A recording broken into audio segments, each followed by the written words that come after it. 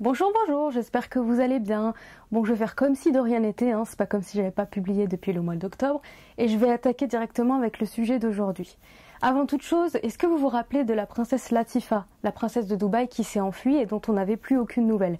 Eh bien c'est le cas maintenant, depuis le mois de décembre, elle a été photographiée, c'est paru dans la presse américaine justement. Je vous laisse regarder, elle a l'air en bonne santé, on espère que tout va bien pour elle. Ça nous amène à notre sujet du jour. Est-ce que vous avez entendu parler de Rahaf Al-Qunun, une Saoudienne de 18 ans qui a voulu s'échapper de sa famille et qui a demandé l'asile au Canada? Eh bien si c'est pas le cas, sachez qu'elle a voulu échapper à la tutelle, au système de la tutelle qui est en vigueur en Arabie Saoudite, et on va voir tout de suite de quoi il s'agit.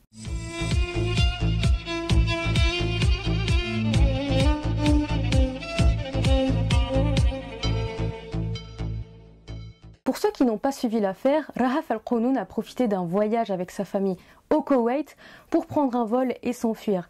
Son avion a fait escale en Thaïlande. Problème, les autorités thaïlandaises l'ont bloqué à l'aéroport et un officiel saoudien lui a confisqué son passeport parce qu'en théorie, une saoudienne, elle n'a pas le droit de voyager toute seule sans l'autorisation d'un tuteur ou bien accompagnée de lui-même, à savoir son père, son grand-père, son frère, son oncle ou bien son époux si elle est mariée.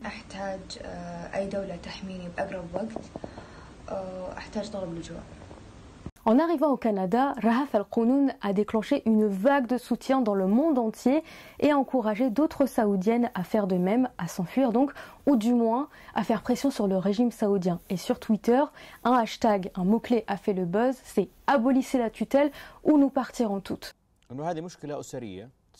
في بيت خلاف بين أبو وبنته وهربت بس سيست الموضوع وجت وزيرة الخارجية الكندية تركض في المطار وتستقبلها حرام ضحية استغلة بس في نفس الوقت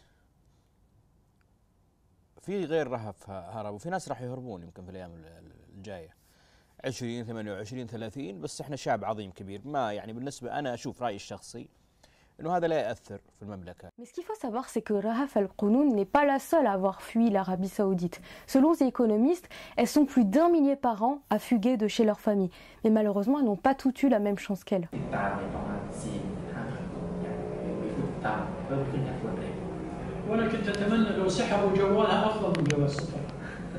En 2016, par exemple, Dina Lasloum, 23 ans, a voyagé seule et s'est retrouvée bloquée à l'aéroport de Manille aux Philippines. Selon plusieurs sources, elle voulait échapper à un mariage forcé. Elle voulait demander l'asile à l'Australie, mais finalement ses oncles sont venus la récupérer et l'ont ramenée dans son pays d'origine.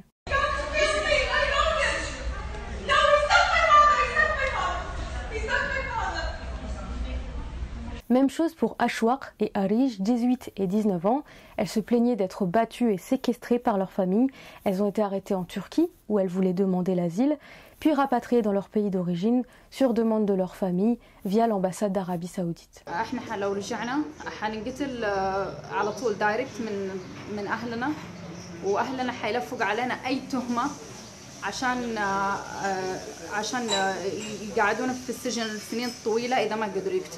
Bref, ce mouvement ne date pas d'hier et les Saoudiennes régulièrement sur les réseaux sociaux se mobilisent. Sur Twitter, un hashtag s'était répandu il y a quelques mois. Les Saoudiennes exigent l'abolition de la tutelle. D'ailleurs, les droits que Mohammed Ben Salman, le prince héritier d'Arabie Saoudite, a donnés aux femmes, comme le droit de conduire ou le droit d'assister à des événements sportifs, sont déjà une réponse à ces plaintes qui existaient. Mais le cœur de la condition des femmes en Arabie Saoudite reste le même. Les femmes ont toujours besoin de demander l'autorisation de leur tuteur pour travailler, pour se marier, pour voyager et même simplement pour passer le permis avant de conduire en fait. Entre 2016 et 2017, l'ONG Human Rights Watch avait créé une campagne pour attirer le regard sur cette situation.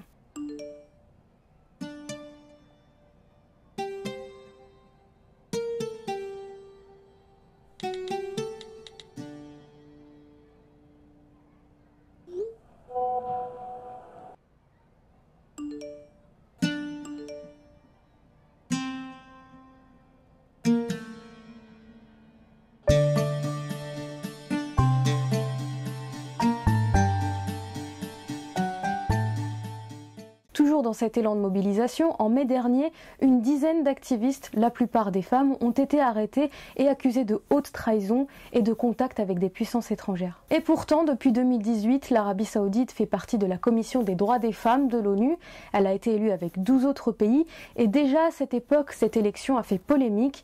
Mais pour certains qui préfèrent voir le verre à moitié plein, c'est une preuve de bonne volonté de l'Arabie Saoudite. Mr. Chairman, ladies and gentlemen, you may be interested to know that a few minutes ago, a royal decree has been issued in Saudi Arabia giving women the right to drive.